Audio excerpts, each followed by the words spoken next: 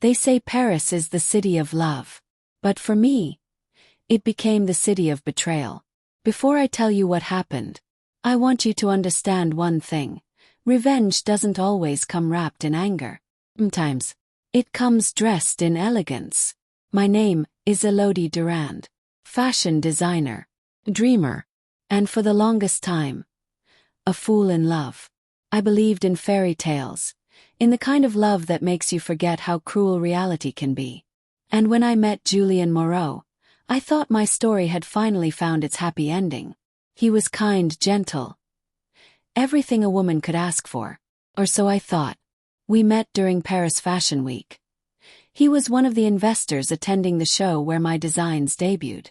Afterward, he sent me flowers with a note that read, "You design dreams, and I want to be part of yours." 6 months later, he proposed under the sparkling lights of the Eiffel Tower. The whole city felt like it was cheering for us. I said yes, not knowing that moment would mark the beginning of my downfall. Because the day I became a Moreau, I stopped being Elodie. Julien's mother, Madame Claudine Moreau, was Parisian royalty in her own right, a woman who owned galleries, hosted charity balls, and moved people with a single raised eyebrow. And the first time we met, she looked at me, head to toe, and said, "Ah, so you're the artist my son insists on marrying." Her lips smiled, but her eyes, they sliced through me like glass. From that moment, I understood. I wasn't joining a family. I was entering a kingdom. And Claudine Moreau was queen. Her daughter, Camille, seemed different. Sweet, warm, and welcoming. She'd take me shopping, invite me to cafes, and introduce me to her friends as my favorite sister-in-law. But I later learned, her warmth was a weapon too. Behind those hugs and smiles, she envied me. My rising name in fashion, the attention her brother gave me, the life she felt should have been hers. I once caught her standing in front of my mirror, wearing one of my unfinished gowns. When she saw me, she didn't even flinch. She just said quietly, "You don't belong here, Elodie. This world was never meant for people like you." I laughed it off then, but inside something broke. Slowly their control tightened. Julien started repeating his mother's words, telling me to quit designing, to focus on the family. Camille sabotaged my sketches. Claudine insulted my work in front of guests, and every single time I tried to speak, I was told I was being dramatic. That's the thing about manipulation. It doesn't scream. It whispers until you start believing the lies. And one night, after a charity gala Claudine forced me to attend, I came home to find my designs, the entire upcoming collection, ripped apart, stained with red wine. And Camille stood there, smiling, holding the bottle. When I turned to Julien, waiting for him to defend me, he just said, "They're family, Elodie. Don't overreact." That was the night I decided something quietly, deeply, and permanently. I wouldn't leave. I wouldn't scream. I wouldn't beg. I would rise, quietly, elegantly, until they realized, the woman they tried to destroy was the one they should have never underestimated. They say every designer stitches a piece of her soul into her work. If that's true, then I gave my entire soul away. Before I met Julien, I built everything from scratch. No wealthy parents, no famous name, just a girl sketching dresses in a cramped Montmartre apartment, sewing until my fingers bled, dreaming that maybe one day the world would wear my name. And when Julien came into my life, I thought my prayers had finally been answered. He called me his inspiration. He'd sit in my studio for hours, watching me work, whispering, "One day, the world will know your designs, and I'll make sure of it." I believed him. Every word, every promise. When his mother questioned my status, I smiled and stayed polite. When Camille joked about me being the charity case her brother married, I laughed along. 'Cause I thought love was enough.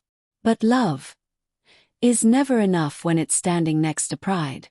At first, the little jabs didn't hurt. Claudine suggesting I simplify my fashion line, because Paris isn't ready for someone like you. Camille replacing my business cards with ones that had her name on them, when she accidentally offered them to guests. I brushed it all off. Until I started noticing something else. My husband's silence. He used to defend me. But slowly his voice disappeared. Every insult from his mother was followed by a sigh from him. Every lie from Camille was met with, "Elodie, don't make a scene." And then came the control. Started subtly. Julian said it was best for the marriage if I let him handle my business finances. He said I was too soft, too trusting, that I needed guidance. I wanted to believe it was love. But soon my accounts were frozen. My company emails rerouted. My studio lease accidentally expired. And guess whose signature was on the notice? Camille's. I tried to talk to Julian that night. I told him how much I'd sacrificed. How I pawned my engagement jewelry to fund my last collection. How I skipped meals to afford fabric. How I stayed up until dawn, sewing gowns for clients his mother invited. He looked at me, not with empathy but with irritation. "You're overreacting, Elodie. Mother's just trying to help." Help. That word started to sound like poison. And when I realized what was really happening, it was too late. My designs. My patterns. Even my sketches, they were gone. Transferred to a new fashion label. Camille Couture. My sister-in-law had launched a line using my work.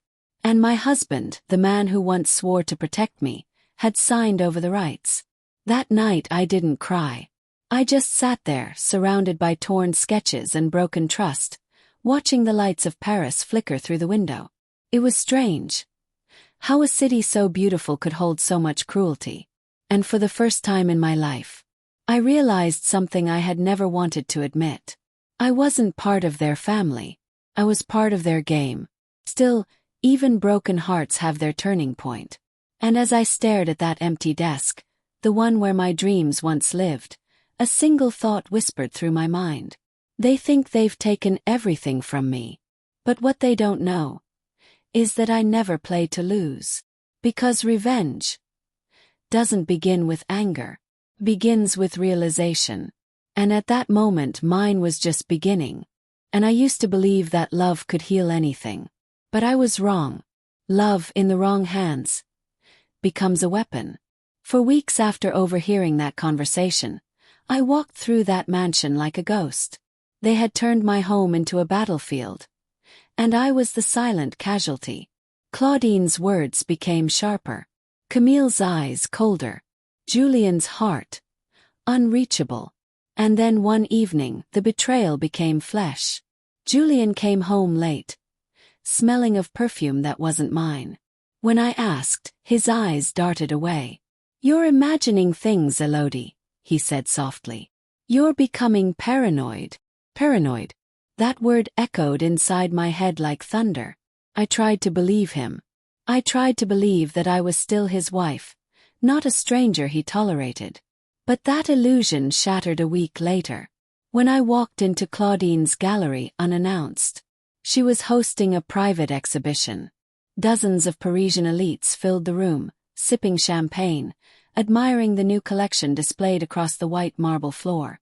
First I thought they were my designs. The same textures. The same sketches. The same colors I had cried over for months.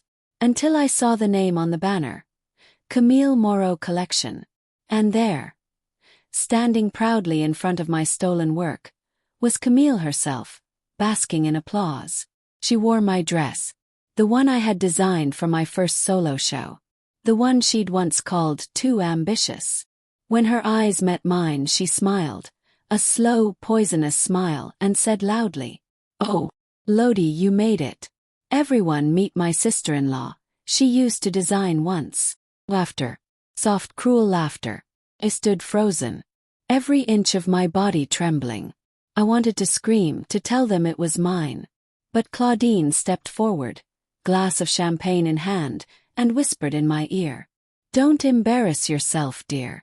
No one here would believe you." And just like that, I realized the depth of their betrayal. They hadn't only stolen my work.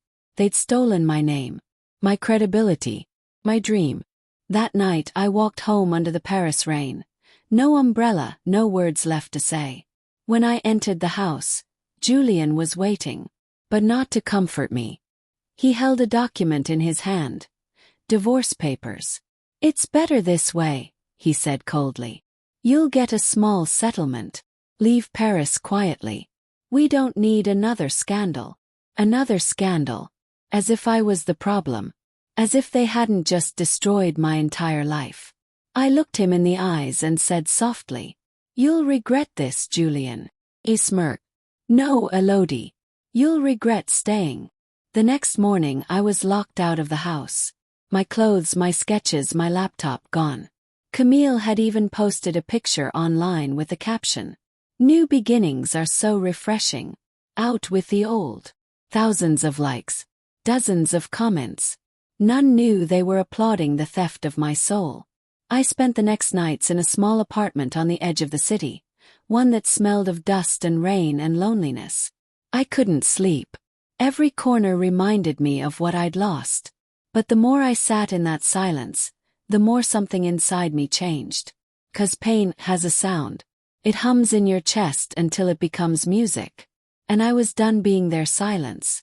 I was ready to become their echo. They thought they'd broken me. But I was just beginning to remember who I was. They took my name, my work, my dignity. But they forgot the one thing they couldn't steal, my talent. And one day, that talent would be their downfall. When I opened my eyes the next morning, everything felt empty. The sun rose. But it didn't shine for me. My phone wouldn't stop buzzing. Messages, articles, headlines. Designer exposed for plagiarism. Elodie Dupont, Paris fallen star. My name, dragged through every tabloid, every gossip page. Even clients who once begged for my designs now sent polite rejections. They didn't want to be associated with me. I sat on my couch, surrounded by unopened letters, unpaid bills, and broken dreams. The empire I had built, brick by brick, had crumbled overnight. My studio. They seized everything, the machines, the fabrics, even my sketches. Camille and her mother saw to it personally. They didn't just want to ruin my career. They wanted to erase me from the fashion world completely. I remember standing in front of the mirror that evening. No makeup. No elegance. Just me. A woman stripped of everything but pain. For the first time in years, I didn't recognize the face staring back at me. The Paris darling. The rising star. She was gone. I left the city that night. No driver, no assistant. Just a small suitcase and whatever dignity I had left. I boarded the last train out of Paris, heading to Nice. A quiet place by the sea where no one knew my name. There I rented a tiny apartment. Barely big enough for one. The walls were thin, the paint cracked, and the air smelled like forgotten summers. But it was quiet. And in that silence, broke. I cried for the life I lost. For the friends who turned away. For the love that was never real. Days turned into weeks. And then months. Still no one called. No apology. No explanation. Just silence. But somewhere inside that silence, something began to change. Anger began to replace grief. Determination began to replace despair. And I realized they hadn't destroyed me. They had freed me. Because now I had nothing left to protect. Nothing left to lose. Only one thing left to live for. Revenge. Strange. How silence can heal you. At first it suffocates, then it teaches you to breathe again. Nice was nothing like Paris. There were no flashing lights, no cameras, no whispers of fame. Just ocean air, distant laughter, and the gentle rhythm of waves against the rocks. For months I stayed hidden. No calls, no visits. Just me, my thoughts, and a small notebook that would soon become my blueprint for vengeance. Every morning I walked along the coastline. Barefoot, hair undone, eyes swollen from the memories I couldn't erase. People passed me by without recognition. And I liked it that way. But deep inside, I was burning. I replayed everything. Camille's smirk when she humiliated me in front of the press. her mother's cold voice when she said I was never one of them. And Adrian, my husband, the man I thought would protect me. He stood by and watched. The pain was still there, but something had shifted. I was no longer the woman they broke. I was the woman they created. One afternoon, as I sipped lukewarm coffee in a small cafe by the sea, I overheard a conversation. Two tourists were gossiping about a grand fashion event coming to Paris, La Nuit de la Haute Couture. The same event Camille's family had dreamed of headlining. The same stage they had stolen from me. And that's when the idea came. It didn't arrive like lightning. Came like a whisper. What if I didn't fight them publicly? What if I rebuilt myself? Quietly, perfectly, until my return was so powerful that their world would tremble at my name. That night, I opened my notebook and drew the first sketch I'd done in months. My hands trembled at first. But as the pencil moved, something inside me awakened. Every stroke carried the weight of my pain. Every line whispered vengeance. I wasn't just designing clothes anymore. I was designing my comeback. I started small, creating pieces from recycled fabric, selling them anonymously under a new label. No one knew it was me. Not yet. Orders began to come in slowly. First from locals, then from small boutiques in Italy and Spain. Within months, my designs started trending online. Influencers began asking, "Who is A?" No one had a face to match the name. And I liked it that way. Behind closed doors, I watched it all unfold.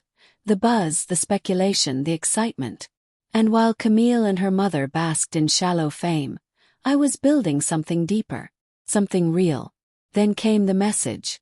A representative from Verité Fashion House, one of Europe's most exclusive labels, wanted to collaborate with A for their next Paris showcase.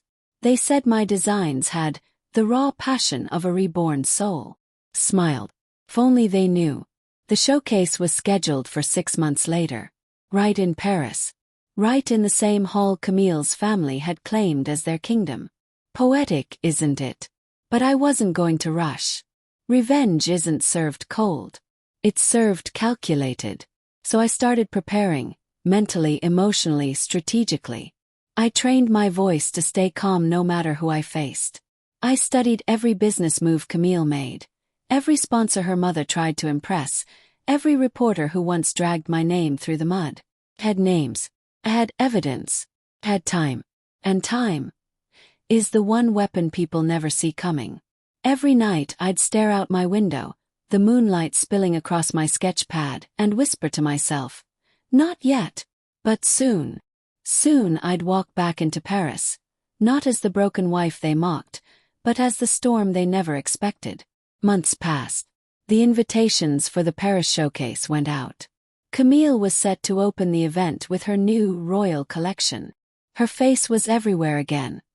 Magazines, interviews, billboards. And in every photo, she looked untouchable, flawless, arrogant, perfect. But I smiled each time I saw her. Because perfection is often the easiest thing to destroy. What no one knew was that my designs had already been selected for the finale of the same event, under the mysterious brand A. Even Camille didn't know who her competitor was.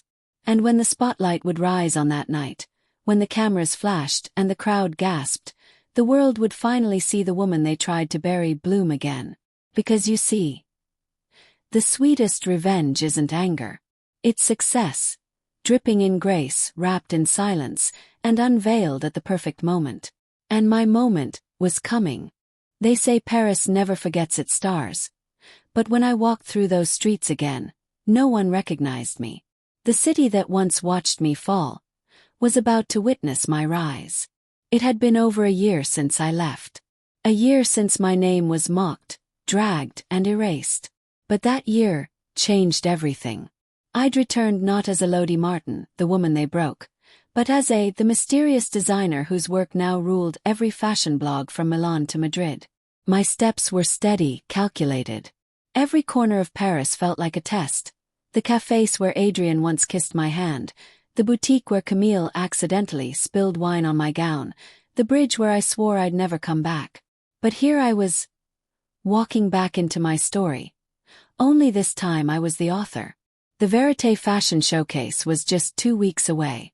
An event watched by millions, streamed across continents, where the rich and ruthless came to celebrate perfection. And unknown to anyone, the final act of that night belonged to me. It all began with one phone call. Camille's team had reached out to Verité months ago, claiming to be the future of French fashion. But their arrogance had made them enemies in every corner of the industry. Quietly, I stepped in, charming the same investors they had insulted, winning the same sponsors they had failed to impress. Piece by piece, I pulled the ground from under them, without them even noticing. I didn't need to confront them, not yet. I wanted them to smile in ignorance. Until the night everything collapsed. Meanwhile, I worked with my new team, tailors from Italy, fabric artists from Morocco, jewelry designers from Ghana.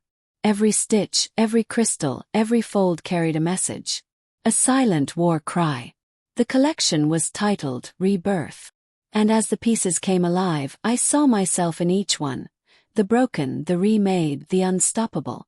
One evening during a late fitting, my assistant Leah asked, "Madam, are you nervous? You'll be facing them again." Smiled. "No, Leah. They'll be facing me." The days raced by.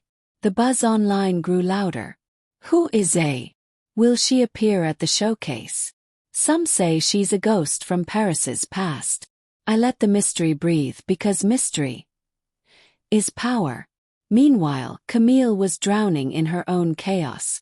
Her designs were rushed, her sponsors were pulling out, and her confidence, the same arrogance that once made her shine, was starting to crack. I watched it all quietly, sipping champagne from the shadows, while her mother tried desperately to repair the damage. 2 nights before the showcase, a journalist called me. He said he'd uncovered rumors that A was actually Elodie Martin, the woman Adrian had divorced after that scandal. I paused for a moment, then smiled. "Publish it," I said. He hesitated. "Are you sure?" "Yes," I whispered. "Let them know who's coming home." The article went live the next morning. And Paris, oh Paris, exploded. Elodie Martin returns to fashion. She's back from the ashes. She's headlining the Verité Showcase finale. My name was everywhere. The same magazines that once called me a disgrace now called me the Phoenix of Paris. Camille's mother reportedly fainted when she saw the headline. Adrian tried to call. I ignored him. He tried again. Block. I didn't need his apologies. I needed his silence. The night of the showcase arrived like destiny itself.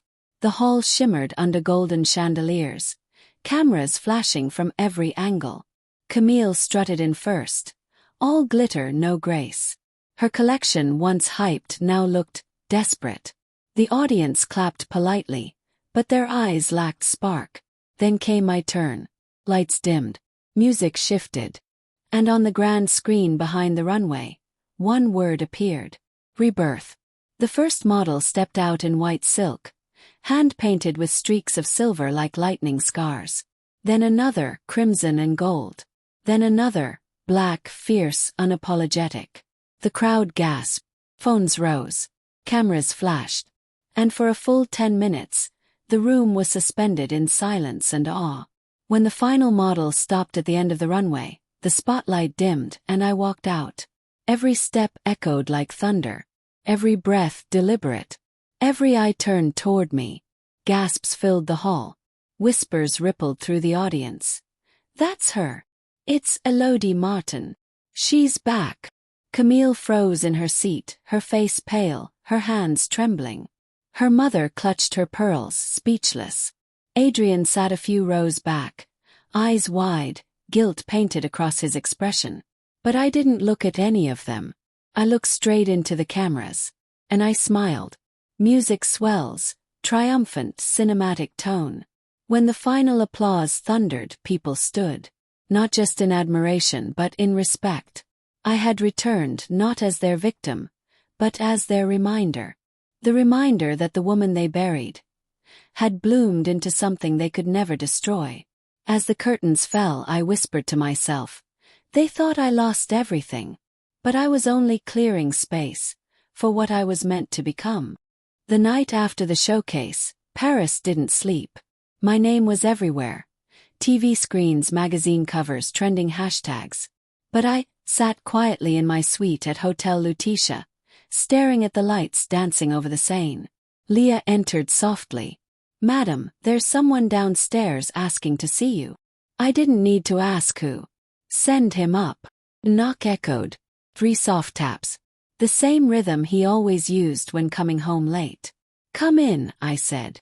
Adrian stepped inside, still wearing his wedding band, though I'd long stopped wearing mine. He looked older, heavier with guilt. For a long moment, neither of us spoke. Finally he whispered, "Elodie, you look different." I smiled faintly. "That's what happens when you stop living for other people's approval." He sighed and sat across from me. "Camille told me everything. About what she and my mother did. About the lies." I raised an eyebrow. "Did she also tell you how you stood by and watched?" He swallowed hard. "I was blind, manipulated. I thought you were guilty." "Cut in." He nodded. I leaned forward, my voice calm but sharp as glass. "You didn't even ask for my side, Adrian. You didn't even look at me. Do you know what that felt like?" He lowered his gaze. "I lost everything when you left." I chuckled softly. "No, darling. You lost me. And that was everything."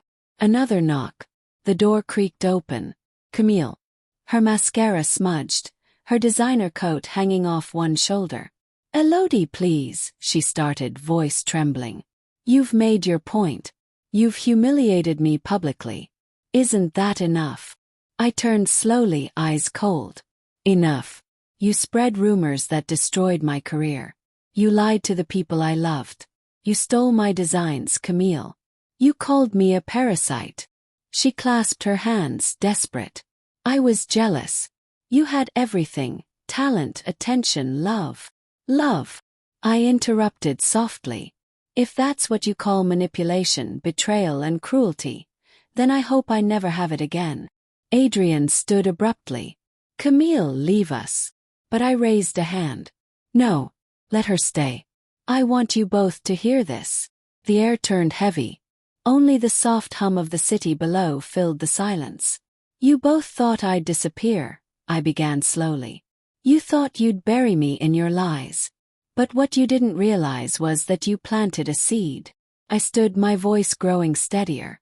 "And tonight, that seed bloomed." Camille's eyes welled. "I'm sorry," she whispered. "No," I said softly. "You're exposed. There's a difference." I picked up a glossy magazine from the table and slid it toward them. My face graced the cover. The headline read, "Rebirth, the woman who redefined survival." Adrian's lips trembled. "You're incredible, Elodie. You always were." I smiled faintly. "And you'll remember that every time you see what I've built, without you." I walked to the door and opened it. "You should go." Camille hesitated, eyes red. "You'll regret this," she spat. I leaned close, my voice barely above a whisper. "No, Camille. I'll remember it. Every moment, every word, every knife you twisted. And I'll turn them all into diamonds." She froze. Then, without another word, they both left. As the door closed behind them, I exhaled, deeply, peacefully. The room fell silent again. But it wasn't the silence of defeat anymore. It was the sound of victory. Quiet, elegant, final. I walked to the window and looked out at the city that had once broken me. Now it bowed to me in lights. Paris was restless that week, almost as if the city itself knew something was about to break. My name was on every blog, every whispering mouth, every fashion gossip column. But behind the glamour, I was plotting. You see, revenge isn't about noise. It's about precision. And for months, I had been quietly collecting receipts, business documents, contracts, and voice recordings that would expose the truth behind Camille's deceit and her mother's manipulation. It started when I received an anonymous envelope at my studio. Inside were several emails, proof that Madame Laurent had deliberately blacklisted me from major fashion houses across Europe. Her plan had been to destroy my credibility before I could ever recover. That was the night I decided to strike back. I hired a private investigator, quiet, efficient, French, with a face that looked too kind to ever suspect. Within weeks, he unearthed everything, from Camille's forged designs to financial fraud under her company's name. When I saw the evidence, my hands trembled.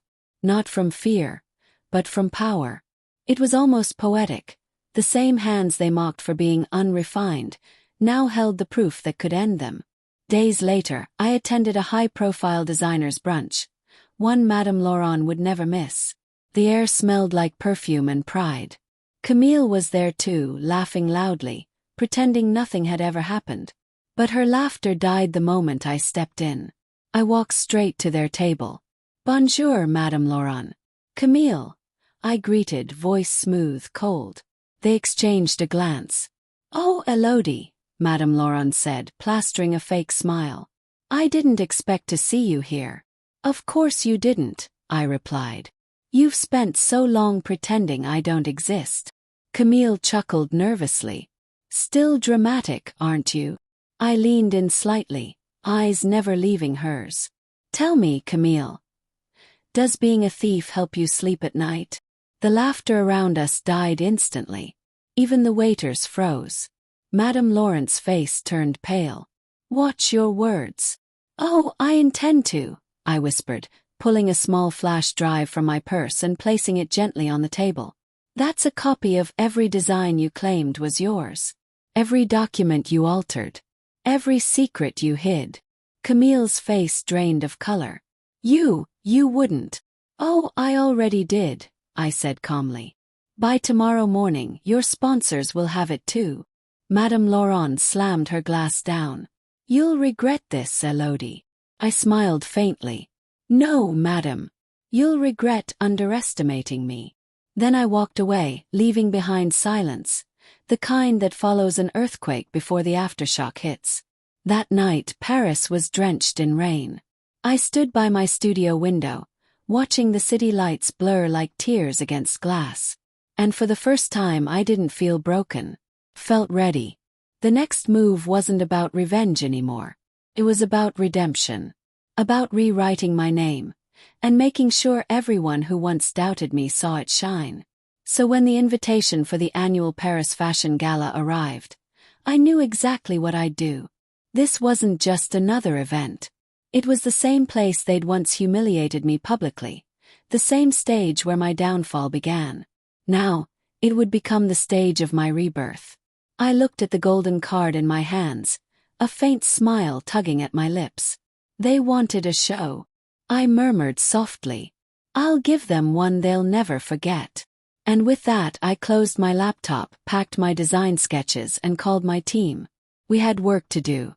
Because come gala night, Paris was going to witness elegant revenge. The night of the Paris Fashion Gala arrived. That same gala where I once stood backstage, trembling, humiliated, replaced by the same woman who called me family. But this time I wasn't walking in as the abandoned wife, or the broken daughter-in-law. I was walking in as Elodie Laurent, founder of Maison Elora, Paris' newest rising fashion empire. The venue shimmered in gold and crystal light. Camera flashes rained down as my car door opened, and I stepped out, draped in a gown I designed myself. Every stitch whispered revenge. Every bead glimmered rebirth. I could hear the murmurs ripple through the crowd. "Is that her? She's back. She looks unstoppable." As I entered, I caught sight of Camille and Madame Laurent across the hall. Their faces froze, like ghosts realizing the past had come to haunt them. I smiled. Just a small, graceful smile. The kind that says, "I won." When the announcer took the stage, his voice echoed through the ballroom. "Tonight, we honor the designers who shaped Paris this year, and our spotlight presentation goes to an unexpected visionary. Elodie Laurent, founder of Maison Elora." Gasps filled the room. Madame Laurent's hand gripped Camille's arm so tightly, her knuckles turned white. But it was too late. I walked up the stage slowly, owning every step. As I reached the mic, I could see the reflection of my journey in their stunned eyes. The betrayal, the pain, the sleepless nights, the humiliation. All of it had led here. Bonsoir, I began softly, my voice calm but commanding.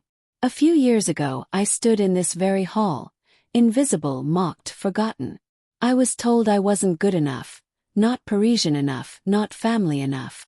The crowd went silent. But tonight, I continued, I'm not here to prove anyone wrong. I'm here to thank those who tried to bury me, because in doing so, they made me grow. A hush fell over the audience. I turned my gaze directly toward Camille and her mother. They taught me that sometimes betrayal is just destiny's way of clearing your path. Because if I hadn't lost everything, I would never have found myself. And just like that, the spotlight glowed warmer. The orchestra swelled behind me. It wasn't just a speech, it was poetry, power, and peace. The next morning, the internet exploded. Elodie Laurent wins fashion gala. Once disgraced designer reclaims Paris. Every headline carried my name, not as the victim, but as the visionary. Maison Laura went global within months. Boutiques in Milan, New York, Tokyo, and Lagos. Everywhere I went, women stopped me on the street, whispering, "You're the reason I didn't give up." And in the quiet of my success, I often thought of Camille. Rumor had it her company folded after her scandal surfaced. Madame Laurent retired from public life soon after. They vanished from the spotlight they once worshipped. And me. I learned that real revenge isn't destruction. It's dominion. It's rising so high that your name becomes a lesson, not a wound. Now, as I walk through the flagship store of Maison Laura in Paris, I pause at the window that overlooks the city. The Eiffel Tower glows in the distance.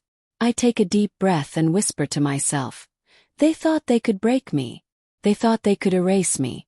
But I became the ink that rewrote everything. I turn to the camera, to you. If you've ever been betrayed, if someone ever told you that you weren't enough, remember my story. Because pain doesn't define you, it refines you. And sometimes, the loudest revenge is silence followed by success. My name is Elodie Laurent, and this is my story. Now before you scroll away, tell me in the comments, where are you watching from tonight? Have you ever turned pain into power? I'd love to know your story too. And if this journey moved you, hit that subscribe button, turn on your notifications, and share this video with someone who needs a reminder that sometimes the prettiest comeback stories are stitched with tears. Because darling, your silence, your scars, your strength, they're all part of your masterpiece. Until next time, stay graceful, stay unshakable, and never forget, the best revenge is becoming unforgettable.